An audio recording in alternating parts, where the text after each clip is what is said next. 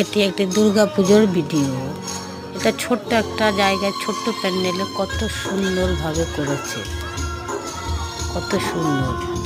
এটা আমাদের বাংলার ঐতিহ্য রসগোল্লা। রসগোল্লা কীভাবে তৈরি হয়, কোথা থেকে কিভাবে কেমন করে সব কিছু দিয়ে এই প্যান্ডেলটা বানানো। এটা হলো নন্দীবাগান। তো অনেক দিনের পুরনো ভিডিও, ডিলিট করতে ইচ্ছা করে না, তাই করিনি, পোস্ট করলাম সবার মধ্যে।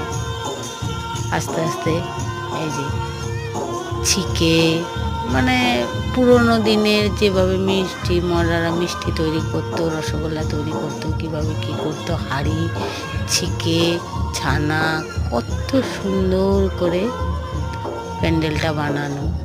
সত্যি মানুষের শুধু বড় বড় প্যান্ডেল, বড় বড় জায়গার জন্য দৌড়াদৌড়ি, ভিড়ের মধ্যে ঠেলাঠেলি। এই যে ছোট ছোট প্যান্ডেলগুলো, এগুলো যে কত সুন্দর বানায় ওনারা, না গেলে না দেখলে কেউ জানতেই পারবে না, বুঝতে পারবে না। সবাই শুধু বড় বড় প্যান্ডেল, ভিড়ের মধ্যে ঠেলাঠেলি করে দেখার জন্য। একটা ফাঁকা মাঠের মধ্যে কত সুন্দর করে বানিয়েছে প্যান্ডেলটা। এটা আমরা পঞ্চমীর দিন গেছি, পুজো শুরু হয়নি, ফাঁকা ফাঁকা ছিল ওর জন্য। প্রতিমাটাও খুব সুন্দর হয়েছিল, খুব সুন্দর, একদম মাটির, একদম মানে দেখে মন ভরে যায়। প্রতিমা দেখলে একদম চোখ জুড়িয়ে যাচ্ছে। একচালার ঠাকুর, অনেকই সুন্দর, অনেক সুন্দর ছিল।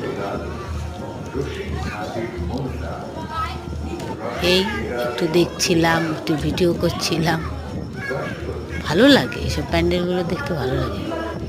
পুজো মানে তো আনন্দ, পুজো মানে আমাদের বাঙালির একটা আলাদাই জায়গা, আলাদা জিনিস, সেটা আর বলতে।